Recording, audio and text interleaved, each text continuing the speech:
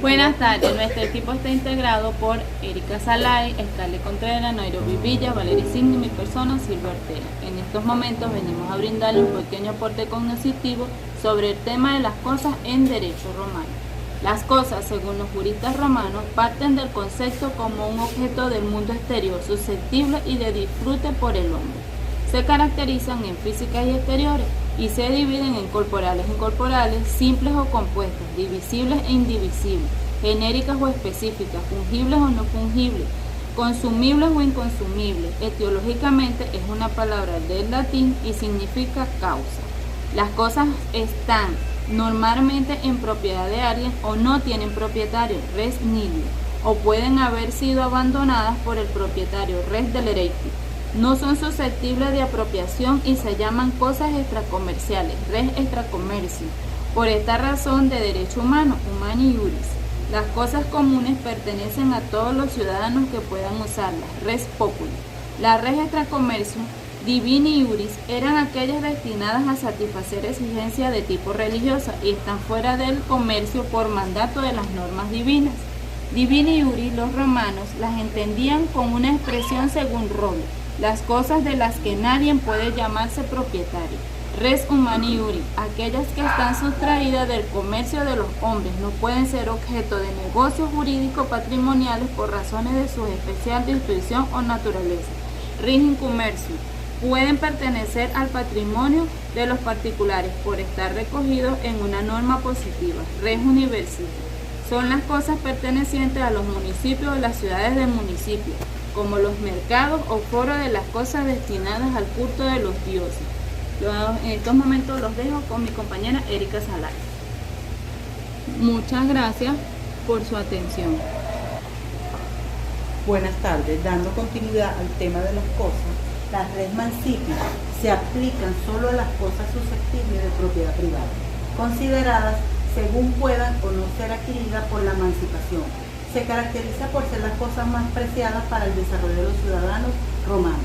Existió en la época de la ley de las 12 tablas y después de haber jugado un papel importante en el derecho clásico, poco a poco fue cayendo en nulidad hasta que Justiniano sancionó su supresión en el año 531 y la divide en res mancipi, cosas más preciadas como lo son los fundos de tierra, las servidumbres rurales, los esclavos, las bestias de carga, etc.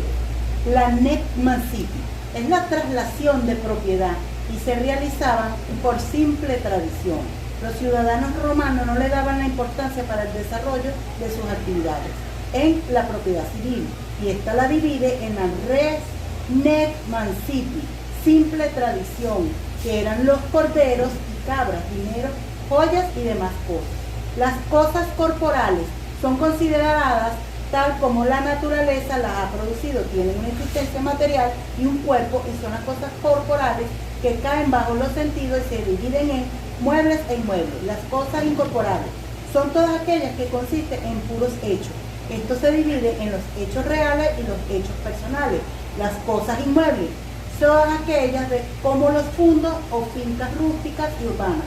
Se llaman rústicas a las destinadas a un cultivo, como en los campos y prados, siendo indiferente que estén en la ciudad o fuera de ella, mientras que los fundos urbanos son los edificios sin consideración alguna a que se hallen dentro o fuera de la ciudad.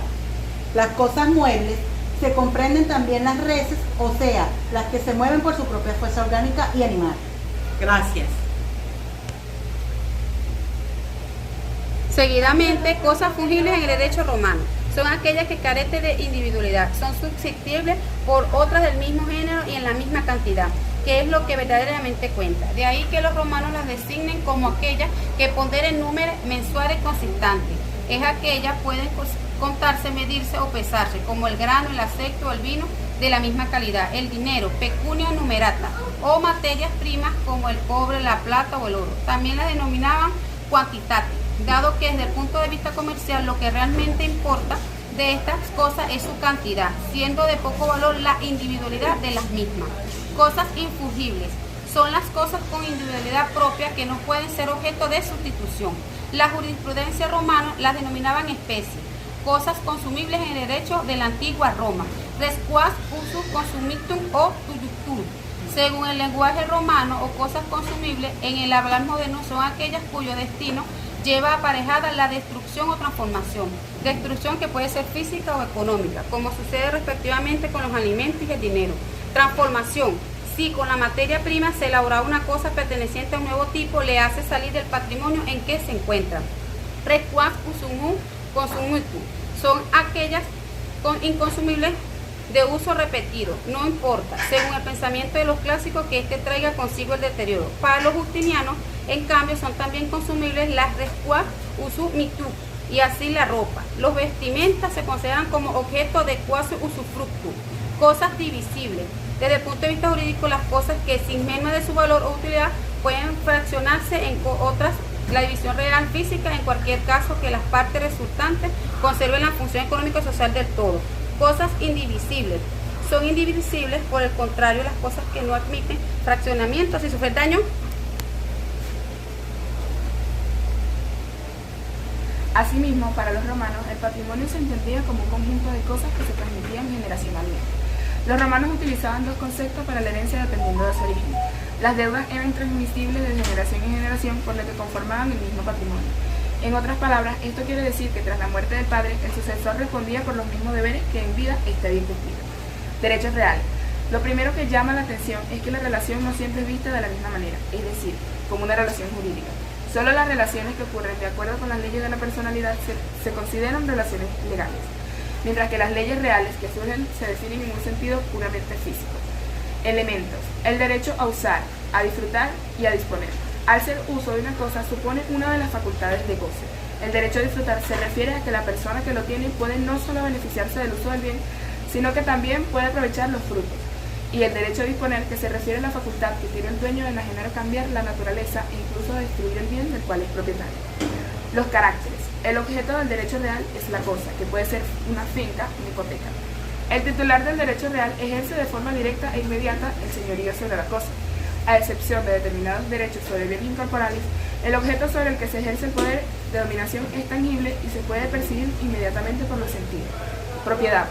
Es el derecho humano que tiene toda persona para gozar, disponer y usar un bien que forme parte de su patrimonio. Aunque está sujeto a los límites que establezca la ley, los mismos no pueden vaciar de contenido este derecho o hacer imposible su ejercicio. Posesión.